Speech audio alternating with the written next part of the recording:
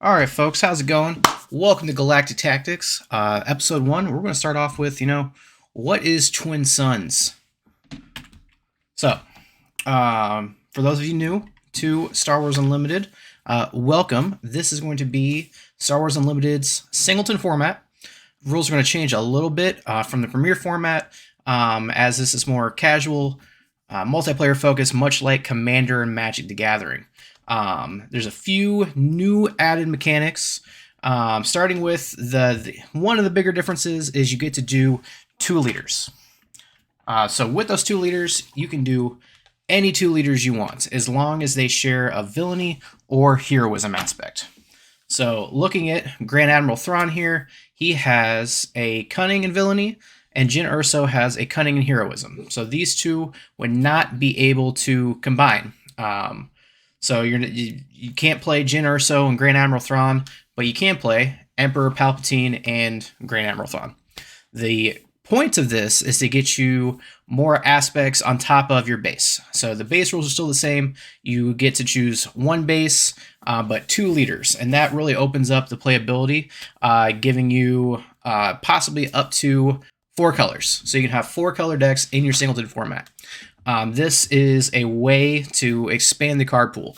As we are starting off with the first set of Star Wars Unlimited, there is a limited card pool, so until the 3rd set, we will be using a 50 card singleton format, and then after the 3rd set, it will jump up to 80 cards.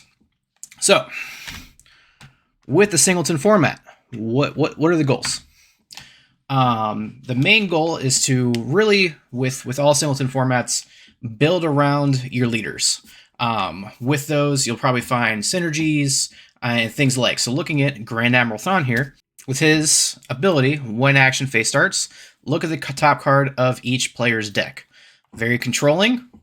What can we do with that? Well, if we take his flagship, the Chimera, its ability reads, on attack, name a card. An opponent reveals their hand and discards a card with that name from it. So, with Grand Admiral Thrawn, you're looking at the top card. You know what they're drawing next turn. With the Chimera on attack, you name that card, and they discard it. So just a form of control. Super easy at its core. So with multiple leaders, you can synergize those 2 leaders. So if we had, Emperor Palpatine and Grand Admiral Thrawn, deal 1 damage to a unit, draw a card.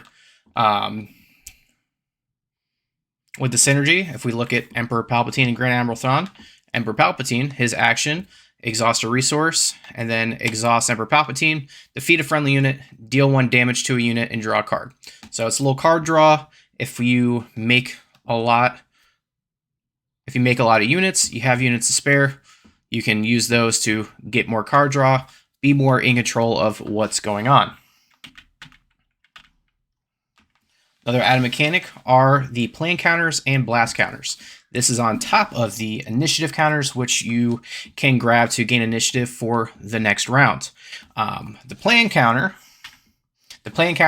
lets you immediately draw a card and then place a card from your hand to the bottom of your deck. So this is kind of like the scry ability in Magic the Gathering.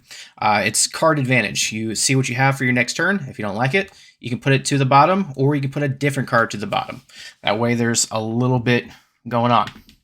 For the blast counter, you immediately deal 1 damage to each opponent's base. So it's a quick damage. You can grab that if you think you have good card advantage, if someone else grabs the initiative, or you just don't want the initiative. These counters act the same way as the initiative counter. So whenever you grab one, you cannot do any more actions on that round. So how does the game end? So the game ends once 1 player's base is reduced to 0 HP. The player is eliminated and can't take any more actions, and the player who eliminated them, whoever does the last damage to their base, immediately heals 5 points of damage to their own base. At that point, the game continues until the end of the current phase. At the end of that phase, after any lingering card abilities are resolved, the player with the most HP remaining on their base wins the game. So this is really nice as opposed to other multiplayer formats, which can go on for hours and hours and hours after the first player is eliminated. So it's a nice way to keep the action going and really help politic the table. So if you know, hey, I might not have the most health. If this person goes down, I'm not going to win. It gives you that opportunity to maybe help save that person, so you can bolster your own defenses, your own HP on your base. And overall, those are the main changes throughout the channel. We'll be doing a few deck techs. I'll be coming out with my Thrawn deck here shortly, so that way we can start building these singletons. I'm a huge fan of the singleton format, as I know I like to have, one of something. It gives a little variance. I like that multiplayer. So stay tuned on the channel, like, subscribe, so you know what's coming. Thanks, guys.